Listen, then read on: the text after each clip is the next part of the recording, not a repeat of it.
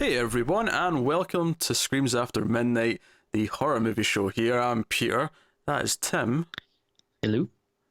We we do have a horror movies, and this is our first episode of 2017. This is the first movie it's actually the first movie I watched in general in 2017. Mm-hmm. Have you watched any movies before this one, Tim? New movies, I mean, like stuff you've not seen before, specifically. Yeah, I watched a few. What was the first one you watched? Kubo and the Two Strings. Did you like it? I did. I liked it a lot. Yeah. Right, but it's a crap horror movie, I guess. It's not a horror movie. Yeah, that's fine. Okay, I was just making sure. Yeah. I'm moving objects from the cats before they make noise because I could see the movement happening, and we want to limit that, don't we? Yes. And I'll let put your sex toys out of the way. I'll let the mystery of what was in this container just land. You just think about it. Ugh. Wasn't a sex toy, I'll tell you that. Sure. What sex toy is this shape? I don't. The less I know about your sex life, the better. So. Jesus Christ, Timmy. Oh, the sad truth is someone's probably going to comment and tell me exactly what sex toy could fit in this. But no. So yeah, we watched The Autopsy of Jane Doe, which is a relatively new movie. It just came out towards the end of the year there, in 2016, and it's from Andre Overdahl. I don't know if I'm saying that exactly right, but he's the director of Troll Hunter, if you've seen that, which is a really fun found footage movie about troll hunting. Yeah. It was pretty good. It's a good fun movie. It's sort of comic touches to it. Fun. Yeah, I enjoy that movie quite a bit. Yeah. Not really a horror movie, I would say. It's kind of creeping into it, but I'd probably put it more into the sort of monster sci-fi genre, just because, or maybe fantasy monster genre, than I would horror. Yeah. Just because it's, especially since once it's about them and cars chasing trolls, it feels a bit different. But that's who this director is. That's where we know him from. And this is a movie which will start spoiler free, by the way. We'll warn you about spoilers before we go into spoiler territory about halfway through. So we'll start spoiler free. No worries. So the plot of this one is that an incident happens at a house. The owners of the house are all dead, and the police find this body in the basement, buried. And there's no identity. It's a woman, so obviously the name they use is Jane Doe. And they take her to this local morticians, who it's a sort of family-owned mortician. It's a dad and a son who run it, and the morgue and the crematorium are all in the basement. They've got this sort of big fancy basement where they've built this all here. And it's them staying late to look into this body. And once they start doing the autopsy and cutting her open and looking at things are kind of weird. There's stuff that shouldn't be there, and there's a sort of mystery that builds up. And eventually creepy things start happening. And that's your premise. That's what the movie is. So, I guess before we go any further, I will just say actually the cast quickly. There's a couple of notable names here. Emil Hirsch is Austin, who's the son, and Brian Cox is the father. He's Tommy. So reasonably notable cast. Yeah. Good premise. I like the sound of the premise. I liked the trailer when I saw it a couple of weeks ago. Mm-hmm. Tim, how did you feel about The Autopsy of Jane Doe? I absolutely loved it. I thought it was fantastic. I had a lot of... Tim, I never know if you're being sarcastic. See when you say you love something like that? Yeah. I really don't know if you're being sarcastic. There's just a tinge in your voice. I did I did love it. I thought it was great. Cool, good. I'm glad. Yeah. Continue. No, I had like high hopes for it. Actually, I'd been wanting to see this for a while. It had like a very limited release, and there's a few like sneak peeks they had done in my area, but it was just bad timing. Yeah, every time it was around. It played at festivals like throughout the year, but the actual release only just came a few weeks ago. There was a limited one. It's on VOD, but but I was very happy with it. Like you said, it's a simple premise, really small cast, but it feels very very contained, which I really liked, and I thought it was good. How'd you feel about it? I liked it. I'm not as positive as you are, though. Mm-hmm. There's some kind of key criticisms I have, at least on a personal level, that pull it back a bit for me. I think I liked the first half a lot more than the second. Okay. All right. Once we get into the supernatural stuff, it slipped a little bit for me. The stuff I really like, though, I love that it's a bottle. I love bottle stories, Tim, and it's all Yeah. set in one location. I love that premise. I love that it's one night and there's this mystery that it comes up with just like analyzing the body and stuff. Yeah. I like all that stuff. But for me, there was just a few things towards in the second half that kind of held it back. I thought the direction was very good for most of the scenes. 90% of the time, I thought the direction was great. Where I thought the direction wasn't as good was when I actually tried to do little scary jumps and things like that. See, I didn't really think there was that many jump scares. I thought most of the stuff was a little more subtle, or at least compared to the bigger movies that we usually would see. There was some. I did think there was a few. Don't get me wrong. There was a couple of jump scares that I was being cynical about when they happened, but then because what happened after them, it justified them a little bit because they didn't just go away or vanish or whatever. That they actually it led to something, so it made more sense. But there was just there was some creepy moments where something would just jump out. There'd be a loud noise, and it felt a little bit on the cheaper side of things, which wouldn't be a big deal. And then I think there was maybe some stuff with the plot in the latter half where, you know how when it comes to supernatural, Tim, I love rules, and I hate when supernatural feels like it's not abiding any rules, because I get it becomes hard to grasp onto, kind of the. Yeah, I know what you're saying. Yeah. That's funny though. I didn't really feel it with this one. I really liked the mystery. Like, I felt like there was a point to everything, and it like slowly unravels.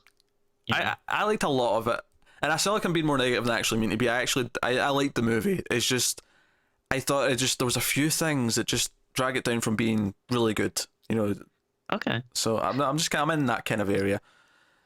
That's fair. I'd be interested to see once we go into spoilers what exactly those were. Yeah, we get into spoilers. We'll get into obviously details there. As for the rest of it, like I say, the direction is mostly pretty good. I think. I'm sorry. I think go. No, just to go into the cast real quick. I don't know. I guess I'm a somewhat fan of these actors. I like Brian Cox. Emil Hirsch I like too. Like, I might not go out of my way to watch every movie they're in, but when they are in a movie, I'm like, oh hey, I like these guys. I thought they all did a really good job. I feel like Brian Cox, he's an actor who pops up a lot. He's Scottish, by the way, if you didn't know that. Oh, interesting. I did not know that, no. Yeah, he's also the first on-screen Hannibal Lecter, if you didn't know that as well. Oh, from Manhunter, yeah. From Manhunter, yeah. I like Manhunter a lot, by the way. It's really good. Manhunter might even be my favourite of the Lecter movies, which I was crazy. I love Silence of the Lambs. Yeah, I do, but I love Manhunter. I don't think that's really that crazy, because Manhunter has a very it has a very cool tone, to it. You know what I mean? Like, I don't know. There's a feel to it that I feel like isn't in Silence as much, but Silence still has like a really good story. But it's funny to bring up Silence of the Lambs. So we kind of got there in a weird way, but some of the stuff at the start of this movie actually reminded me of Silence of the Lambs, just because Silence of the Lambs has that autopsy scene. Oh, okay. I didn't think about that. Yeah, but it feels very clinical, and even the way at the start, the crime scene, like, I don't know what it is about movies with the cameras that the police use for crime scene photos, but they have this sound, and I don't know if it's a real thing that they use different cameras that have a different sound, or if it's just one of these movie myths where they always have that harsher click. Yeah. If you watch the Texas Chainsaw Massacre, the photograph noise at the start of that. Oh yeah. It's that noise. I don't know what it is. I don't know if real police cameras actually are different and have a different noise, or if it's just movies that have created this myth. But so that was there. I'd be interested to know that. Yeah, but that was there. So when they had that on the table and they're cutting her open and stuff like that, before it started getting weirder, it was reminding me of that a little bit. You know what? I got kind of vibes from, which I don't know if you'll agree with this, but almost gave me like a little bit of a Silent Hill kind of vibe, a little bit. I don't know, like something about it felt like very gamey to me, like I was playing something. I never got that. That's fair, but I never quite got that. Anyway, so yeah, I think the cast are good. I think they have a good relationship. There is a clear history that's set up between the father and the son, and they make us kind of care about the characters. They joke a little bit when they're I mean, they don't joke too much, but they have a father-son relationship, and there's a couple of jokes while they're working on a body at the start, before they get Jane Doe in. You get this, like, this bond between them. There's a kind of awkward father-son there. The mother's not around anymore, and that sort of passes sort of weighs down on the father, Brian Cox's character. And it sets up that, so that the characters are fairly well... I mean, they're not the most intricate characters ever, but they're well enough defined for a movie like this. You know what I like is that I found that they were very capable. Like, they were good at their job, and like, once all the crazy stuff starts happening, they don't like really seem to be like completely helpless. Like, they seem to be proactive and actually try to like do stuff to like get away and everything. And I don't know, they felt like not like helpless horror cliches or anything. They're just kind of like trapped by this thing. I think the movie also does a really good job of setting up just who they are at the start, like I say, with the jokes and stuff, but also just that the dad's training the son to do the same job, because he asks him some questions and he gets it wrong. He's like, how did this person die? And he's incorrect in his diagnosis of the cause of death. And you get their characters and who they are, and they play off each other the whole movie. Because I think from the trailer I got the impression that Brian Cox was probably going to die early, because I felt like it was all Emile Hirsch in the trailer, and that's not actually true. I mean, I don't think that's a spoiler, but it is a twofer. They're together and they're playing off each other the whole movie. That's just the way the movie is, and I think they have pretty decent chemistry for that. So that's good. When you have a bottle movie like this and it's only two characters pretty much the entire time, you get two characters and a dead person on a table who can't speak. It's important that those two characters are good actors, but are at least interesting and real enough that you're not bored by them. You're not constantly thinking, oh, these characters are stupid, they're making dumb choices. And it works in this kind of setting as well, because you have this, they're just doing their job, this is normal for them, they're opening up the body, they're doing things by the numbers, and then they start noticing things that are off, that are different, that shouldn't be this way. And maybe the younger character will notice it first, and you think, oh, maybe he's just not seen this before, because he's the less experienced one. But then it's when Brian Cox says, oh wait, that's not right, you're like, oh right, okay, something's really off, and you get that sense. So that's really good. The mystery is interesting, it builds up, and there's obviously reveals and stuff that we can't talk about without spoilers. I would also probably say it's important to note the location as well. I really liked just the whole look of it. Like, you mostly are in that one main room for most of the movie, but like when they're in the hallways and stuff, like I like that there's like this mixture of like, it's a very clinical, stale environment, but then also like is kind of like homey in the hallways and stuff. Yeah, there's a hallway and an office. There's a little elevator that they have, which makes sense because they have to bring the bodies down. Because at first I was like, why is it an elevator? Just go up the stairs. But it's because you have bodies. It's only one floor down from the house. It's not like a... But obviously if you've got bodies there's actually a reason for it, so that's fine. But... So no, the first half of the movie, I really, really liked. I love the bottle thing. I love that it's a stormy night kind of thing. They've got the radio on and they're slowly realising things are kind of weird or off or creepy. And them trying to... a good... Sorry. I was going to say, them trying to problem solve it is a lot of fun to me. And I liked all that stuff. Yeah, and I thought it was paced very well. Like, I thought, it what do you call it? Escalated, like at a good pace. Like, I agree. It gave you time. I agree with that for the most part. I do have one... I think it goes from it just being weird and them not knowing what's going on to them believing they're in danger just a little bit too quickly. There's a sort of turn there that I thought was a little bit too sharp. But other than that, I agree. I kind of like that though, just because if I was in that situation, I probably would have done like the same thing. I probably would have jumped, to the conclusion like, it's almost a weird thing where I wonder if being so used to characters being idiots for longer in horror movies has made me conditioned to expect that. So when a character decides to get out of dodge quicker, it doesn't play with me. I'm like, well, that's just weird. The characters wouldn't do that. That would be the new thing. Instead of yelling at the screen for someone like to get like because they're too stupid, you'll start yelling at them because they're too smart. Yeah, it's like no, actually go back in the house. That's where I want to see something. So no, like I say, most of my concerns of kind of when it gets kind of spooky in the second half, and some of it's really good, and they set up a couple of really cool things early on that pays off in the second half, which is really, really cool. And both in terms of scares, but also in terms of the emotion between the characters and sort of the themes that are running throughout for them. And obviously the theme of death is a big thing. I don't think it's a coincidence. Early on, when you find out the wife or the mother's been dead recently for the last couple of years or whatever, it's not a coincidence. You go, well, yeah, they're morticians and the whole movie's about a dead body. Clearly death plays a theme that's important. It's important to the characters that someone close to them died in recent times. So I think there's a pretty good job of all that. Just a couple of things, like I say in the second half, that I can't really talk about much without spoilers. That just for me, kind of. Okay, I can talk about two of them. There's a couple of scares that I feel were a bit cheap and felt almost like it's like the rest of the movie's a higher quality, but there's a couple of scares that feel like they're taken out of one of these, shittier horror movies that we talk about. But I like everything else around it.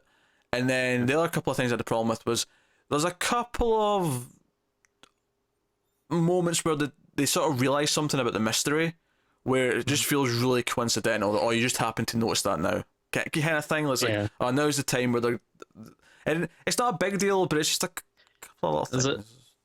A little bit of you gotta I don't know, like take them at their word that they would have just reached that conclusion. I think with me, maybe I was just like so wrapped up in it that it didn't bother me. There's one moment in particular from Brian Cox where he just kind of decides something, and I didn't understand why he decided this. And I'll talk about it more in spoilers, but it felt like a bit of a leap to me in terms of logic, which stood out more because the characters had been for the most part kind of smart. It almost felt like they were too quick to believe some stuff.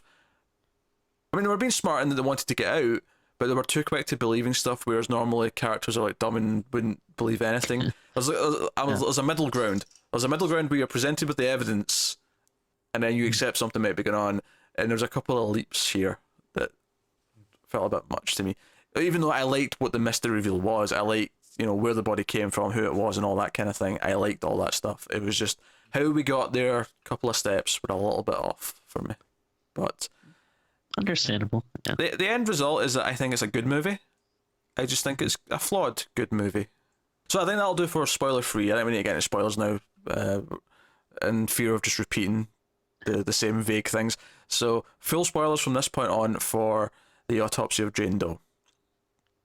So again, full spoilers. I'm about to go straight to the ending here. I like that she turns out to be someone from the Salem witch trials.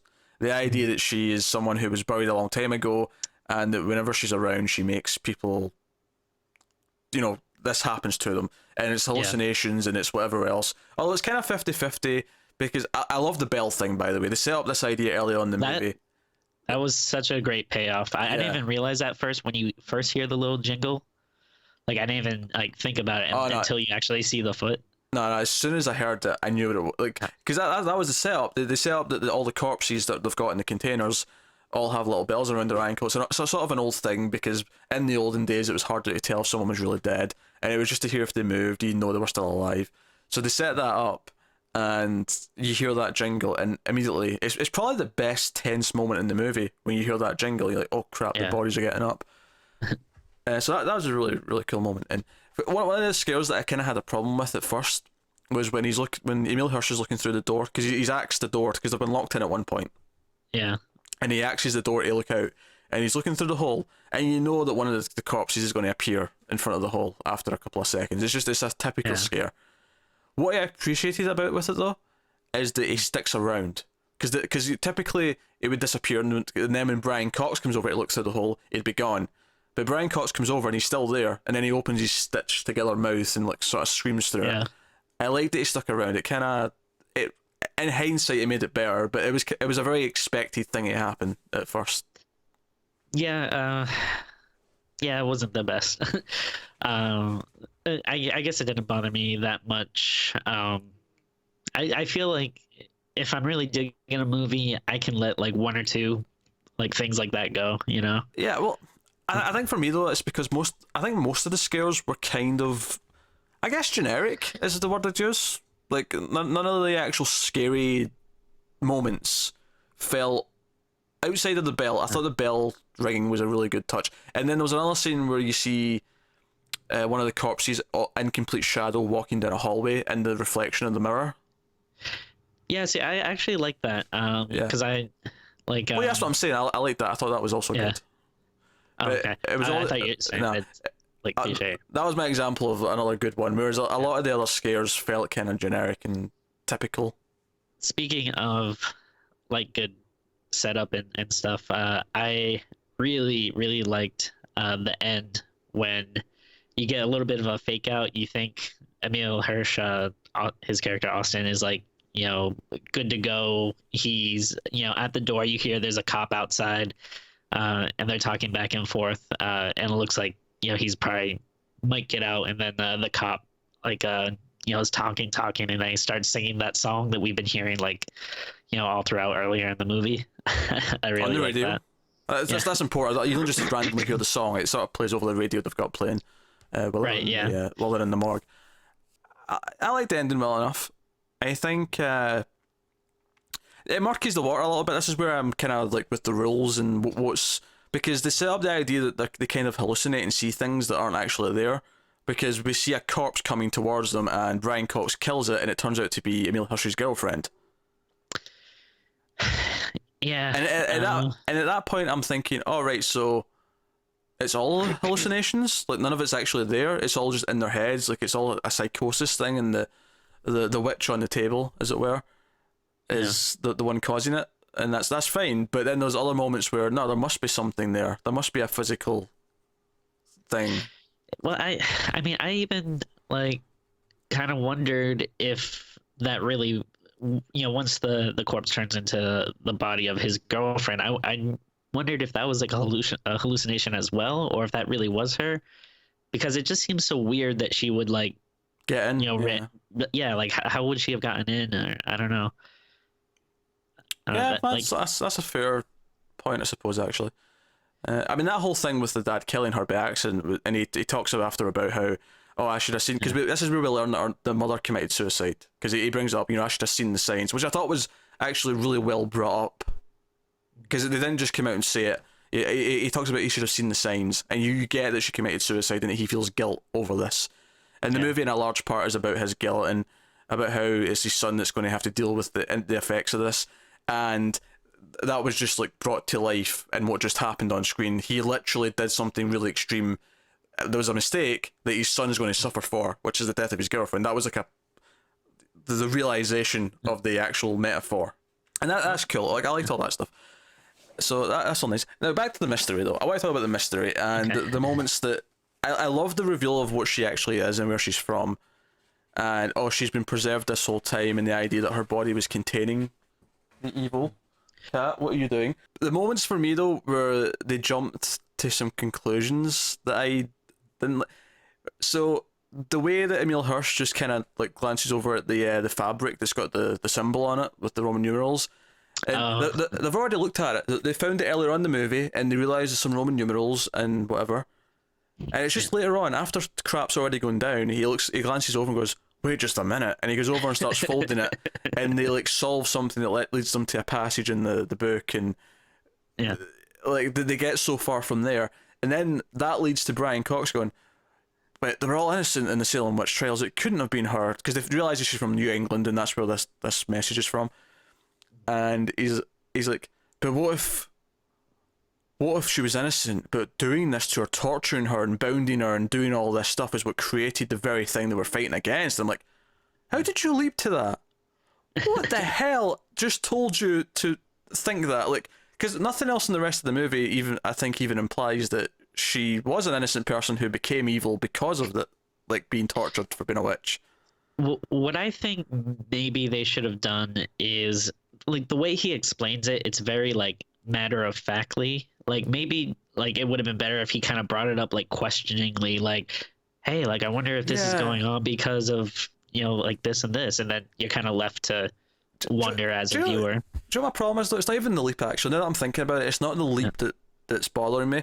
It's because he literally says that after the line, "No, that was all ridiculous. There was no such thing. They were all innocent," which paints him as someone who doesn't believe in all this crap.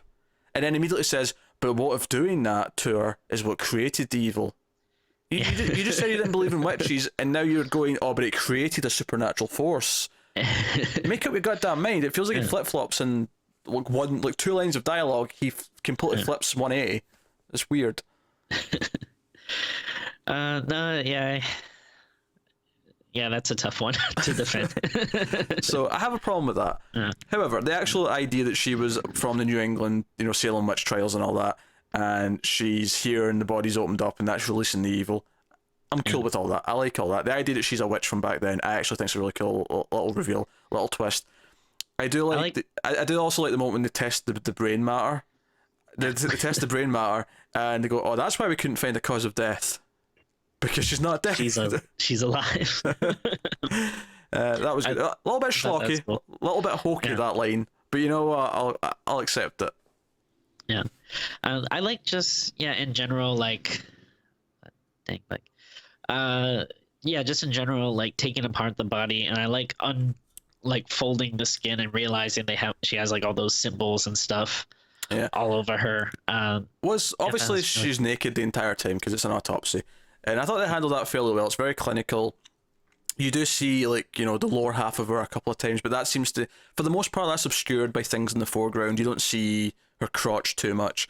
What did make me kind of laugh, though, is when you finally don't see her boobs anymore, because her boobs are just kind of out the whole time. When you finally don't see them, it's because they folded the skin over, and it's like the inside of the skin that's covering them. And I thought that was really funny. That's what's obscuring the nudity, is the inside of her skin. But that was fun. Let's talk about the opening scenes, actually, when we first meet Emil Hirsch's girlfriend, and she wants to go out to the movies, and she sneaks down into the morgue, and she's like, oh, show me a body. And he's like, oh, I can't show you a body. My dad would flip. And then he just walks in and goes, no, that's fine. Try me. Which one do you want? I like how, even though he's like the, mortician or whatever, I like that he was... Yeah, he was still like resistant. I like that she was like the one who was all like gung ho about it. Which she was far too gung ho for my liking, by the way. I just point that out. I mean, that's actually maybe if there was one thing that I kind of didn't like is I did get a little bummed because I liked her character. Like you only get really like a brief glimpse of her in the beginning, but I thought she was pretty likable. And then again, it comes back to what I said earlier when we were talking about them setting up the characters really well. Her conversation with Emil Hirsch, it showed you they were both likable people and they both cared about each other, and he's really committed to helping his dad and he doesn't want to leave, and she's kind of pissed at him for it, but she kind of gets it and she's okay with it, and they have like a nice exchange, and you like her for it. She was really gung-ho though. But the fact that it was, she gets pissed at him and he's like, oh yeah, you're not getting laid tonight, after the whole, because he jingles the bell when she's about to touch the dead body, and after explaining why the jingle's there, and she's pissed about it. It's like, you literally entered this scene by jump scaring him and scaring the shit out of him, and then you insisted to both of them repeatedly that you want to see a dead body, and you're pissed because he gave you a little jump scare? I don't know, it just seems a bit hypocritical to me. And you push for it as well. Like I say, he tried to stop her like several times from looking at a dead body. So I just, I think that's a fair criticism of her. Not it's not criticism of the movie. I'm just criticizing her logic. Yeah, and I like to just like describing and kind of setting up the body and like showing how like it doesn't have a like it's covering the face, and they talk like, oh, well, there isn't much of a face left. Yeah, well, so that helps later on in the movie because the whole like the corpse coming towards the elevator when it turns out to be her. It's the guy with the face hole, I guess we'll call him. His face is missing with the shotgun blast, and he's sort of like walking slowly down the hallway, and it's mostly dark, but there's the occasional flicker of light, and like you see just a glimpse of him as he's walking towards, and you realize it's him. It's the one that had the hole in the face, and it's a really cool moment. It builds the tension, and that works really well. So there's a lot of stuff I liked. It was just, I think some of the supernatural elements when it like all the lights started to go out for no reason and stuff like that, it just felt a little bit. There was like a story in there that I really liked. There was just these generic elements just kind of peppered on top that just was taking me out of it just a little bit. And in the second half of the movie is really my thing. But I did like it. I would recommend people see it. I have no regrets watching it. I think, like you said, it's paced really well. I love bottle stories. I love the set, and I love the that it takes a good half an hour of them talking and like actually starting to work on the corpse. I like all that stuff. It's just some of the supernatural elements in the second half I wasn't as crazy about. Yeah, I think that's fair. Again, it didn't bother me that much, and we said it before though. I think I'm a little more forgiving with supernatural stuff than you for the most part. Yeah, because we know I like rules, and I think the frustrating thing with this one in terms of the supernatural stuff is some of it is set up really well and paid off, but some of it is just kind of random and like it went from a scene where it did something really cool at the bell or walking down the hallway to jump scare. Oh, we need to talk about the cat. By the way, oh god. Yeah, I was just thinking, yeah. So not that much of a save the cat moment.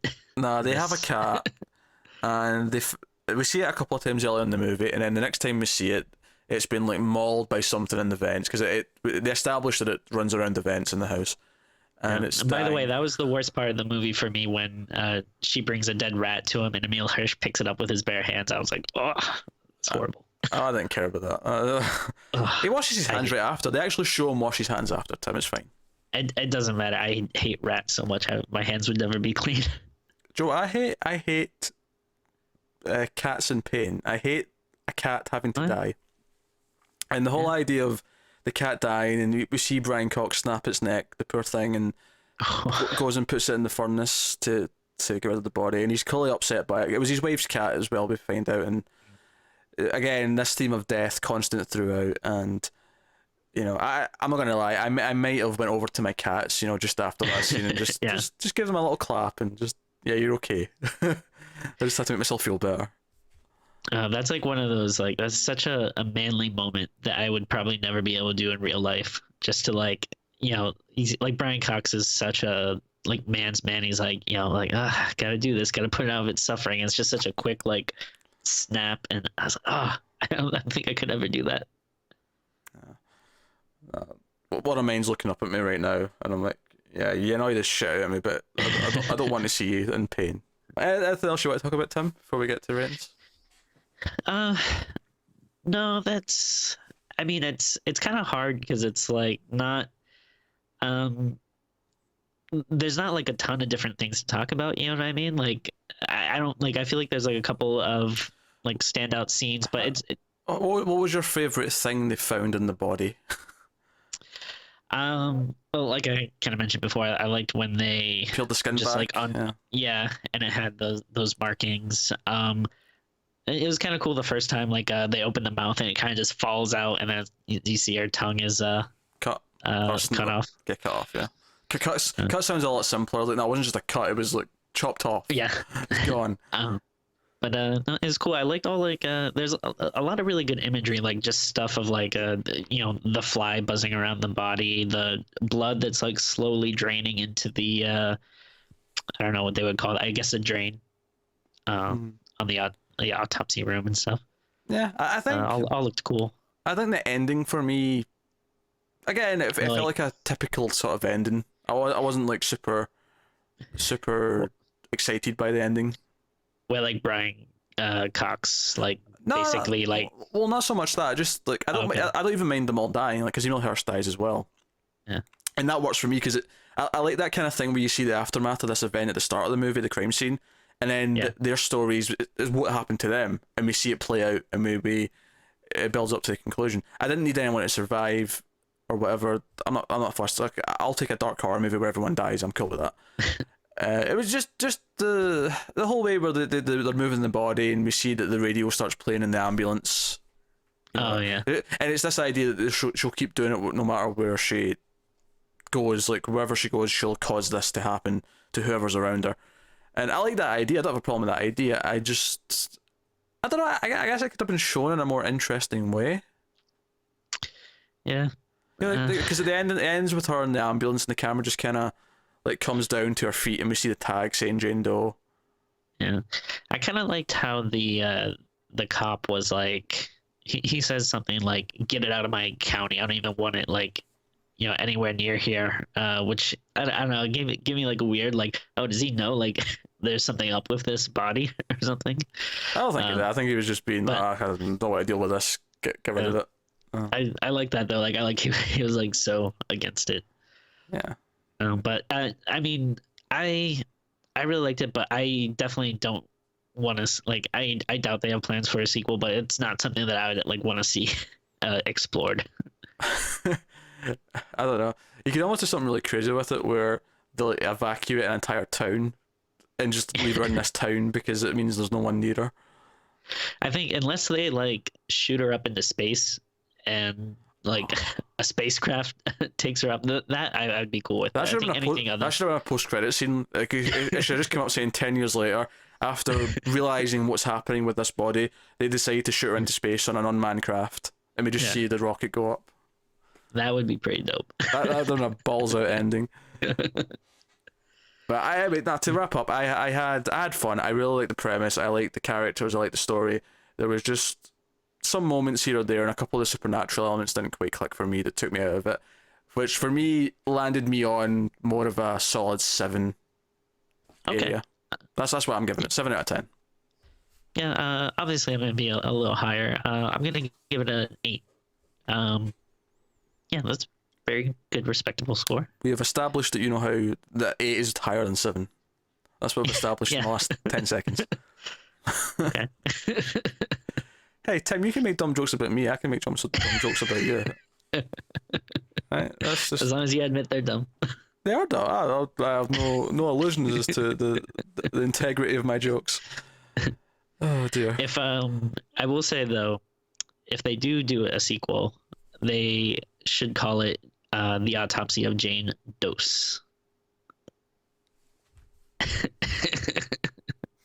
Hey, up you come, cat. Say hello. Just let everyone know that the cats are okay. Yes. Look at him. He's happy. Alright, guys, thank you very much for watching. Let us know what you think of the Autopsy of Jane Doe in the comments below. Like and subscribe and all that stuff. It helps us out a lot. We'll be back next week with another movie. The first cinema release of 2017 that I believe we're going to be covering is the, quite frankly, terrible looking Bye Bye Man in a couple of weeks' time. So you can look forward to that too. But yeah, we'll be back next week. Thank you very much for watching. Keep watching scary movies. We'll see you next time.